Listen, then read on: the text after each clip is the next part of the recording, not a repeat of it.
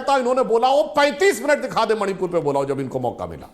135 minute Manipur की नारेबाजी की है, 35 छोड़िए 15 मिनट मणिपुर पे नहीं बोला है किसी ने। तो ये साफ हो जाता है। इसलिए मुझे लगता है आज के कालखंड में जब डिजिटल जमाना है और कोई जाके 1 मिनट में चेक कर सकता है किसकी स्पीच में कौन डिस्टर्ब कर रहा था, किसकी वो तो सबने देखा हो रही थी, तो मुझे लगता है इतना आसान नहीं है कि हम मीडिया में आकर कुछ भी इधर उधर की बात कह के निकल सके। तो देश की जनता के सामने दूध का दूध पानी का पानी। नहीं, मीडिया के सामने अगर आ भी जाएंगे तो निकल। वर्तमान सांसद पहले मैं जरा पूर्व सांसद जी से भी पूछ लूं, संजय जी, क्या प्लानिंग कमीशन की बैठकों को भी ऐसे ही लिया जाता था जैसे आज नीति आयोग की बैठक को लिया जा रहा है कि तमिलनाडु के सीएम नहीं आ रहे हैं, कांग्रेस के 3-3 सीएम नहीं आ रहे हैं? अभी आम आदमी पार्टी के सीएम से आप भगवंत मान जी से पूछ लीजिए, वो 101 कमियां गिना देंगे केंद्र सरकार की, लेकिन जब बोलने का मौका है, जब मुख्यमंत्री और प्रधानमंत्री फेस टू फेस हैं, तो वो आएंगे नहीं। मेरे पास ऐसे 10 उदाहरण है संजय जी कि जब ये मुख्यमंत्री पर्सनल अपॉइंटमेंट्स में आए हैं दिल्ली, तो ऐसा नहीं है कि दिल्ली आना इनके लिए बहुत बड़ी चीज है, ये आते हैं, लेकिन नीति आयोग की बैठक के लिए नहीं आएंगे और फिर वहां जाके बोलेंगे कि केंद्र सरकार ने कुछ किया नहीं। This is what Congress is all about today. Satish ji को बुलाइए। देखिए ऐसा है, मेरे हिसाब से प्लानिंग कमीशन जो इतने सालों तक चला, उसके ऊपर एक स्टेप इम्प्रूवमेंट है नीति आयोग। मकसद दोनों का करीब करीब वैसा ही था। क्या था मकसद? I just want to tell everybody कि देश की जो संस्थान है उसका किस तरह से पूरा उपयोग हो, ग्रोथ कितनी होनी चाहिए, उसमें डेवलपमेंट की ज़्यादा बात होती थी, राजनीति नहीं चलती थी वहाँ पे। इस तरह की बात नहीं होती थी कि हमको बुलाया, हमको नहीं बुलाया, हमारा माइक बंद कर दिया, हमारा ये कर दिया, वो कर दिया। कभी नहीं, इस तरह का हमने तो कभी नहीं सुना। अब क्या है कि वहाँ पे काम की बात तो बहुत कम होती है। किस लिए बना था नीति आयोग? डेवलपमेंट के लिए बना था ना। अगर सरकार का लक्ष्य है 8% का, तो बाकी जो लोग हैं उनको कहना चाहिए जी 8 नहीं, ज़्यादा होना चाहिए। और इसलिए ज़्यादा होना चाहिए कि हमारे पास ये पॉजिटिव चीज़ें हैं और ये नेगेटिव है, तो उसका पॉजिटिव नेगेटिव में पॉजिटिव ज़्यादा है, तो 8 क्यों होना चाहिए, 9 क्यों नहीं होना चाहिए, 10 क्यों नहीं होना चाहिए? पर इस पर तो माथापच्ची होती नहीं है, इस पर बात ही नहीं होती है। जैसे डेवलपमेंट में किसी को इंटरेस्ट ही नहीं है। आपने ठीक कहा कि आते हैं, हर साल आते हैं, हर महीने आते हैं, प्रधानमंत्री से भी मिलते हैं और मंत्रियों से भी मिलते हैं, अपनी पार्टियों में भी जाते हैं।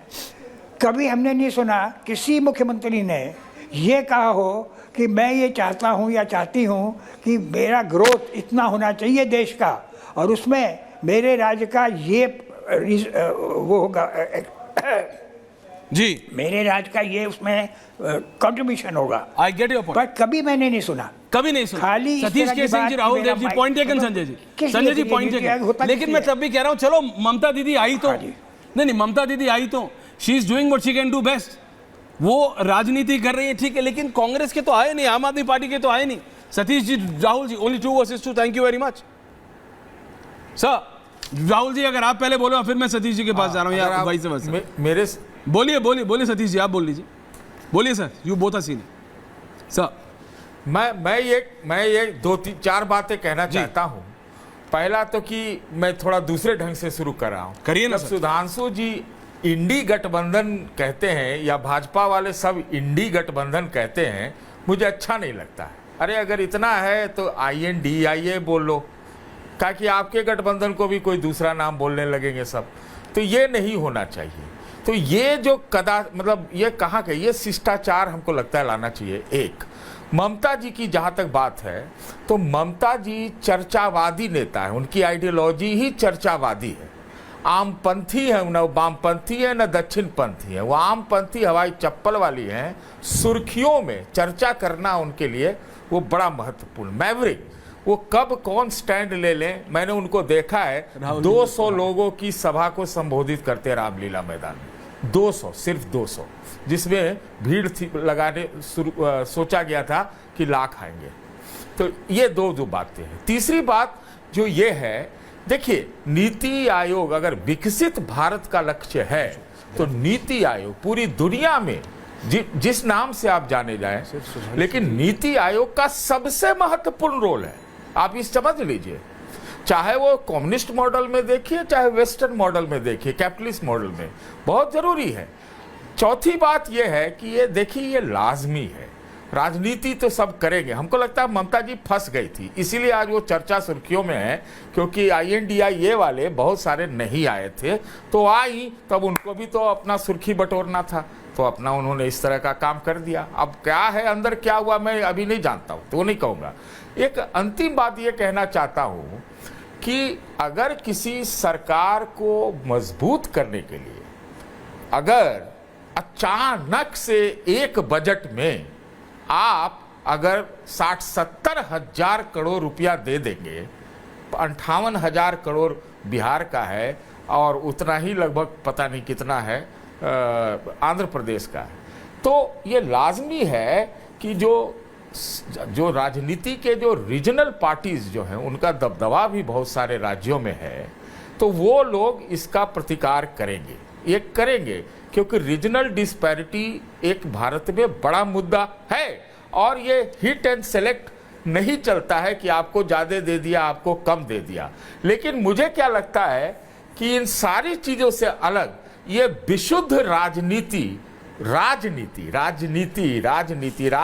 नहीं, राज की नीति के लिए ये सब गेम होते हैं। हम तो ये भी देखे हैं भाई कि जब UPA की सरकार थी तो आज के प्रधानमंत्री जी 3 टर्म के वो भी हल्ला गुल्ला करते थे ऐसी बैठकों में।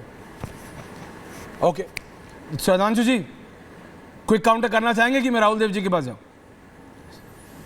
सुधांशु जी। हाँ जी बिल्कुल जी, मैं बस काउंटर एक पे लाइन राहुल में जी। बोल दूं। देखिए सतीश जी ने अच्छा जवाब दिया, तो मैं कहना चाहूंगा जैसे उन्होंने कहा कि इंडी अलायंस ना बोले इंडिया बोले, तो कांग्रेस वाले भी इंडियन नेशनल कांग्रेस को इंक बोलना शुरू कर दें तो INDIA मैं तो बोलता हूं, INDIA। हम तो बीजेपी थे, भाजपा थे, आज भी बीजेपी और भाजपा है, दिक्कत और NDA हम 1998 से हैं।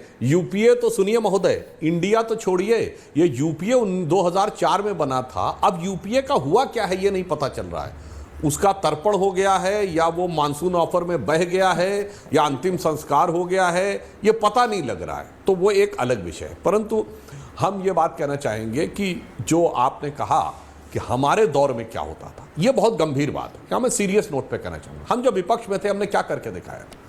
मैं विनम्रता से और दृढ़ता से कहता हूं, जाके चेक कर लीजिए, कांग्रेस के दौर में एक 20 सूत्रीय कार्यक्रम क्रियान्वयन होता था, उसमें आखिरी रैंकिंग 2008-9 में दी गई या 9 या 10 के बाद बंद कर दी सरकार ने, क्योंकि लगातार पिछले 5 सालों में नंबर 1 कौन रहा जा रहा था? गुजरात। अब आइए, भूजल का स्तर बढ़ा कब था? ये UPA शासनकाल की बात कर रहे हैं, गुजरात और राजस्थान में। अब आइए, हमारा राज्य था मध्य प्रदेश, लगातार कृषि कर्मण पुरस्कार 4 साल तक UPA सरकार में किसको मिला?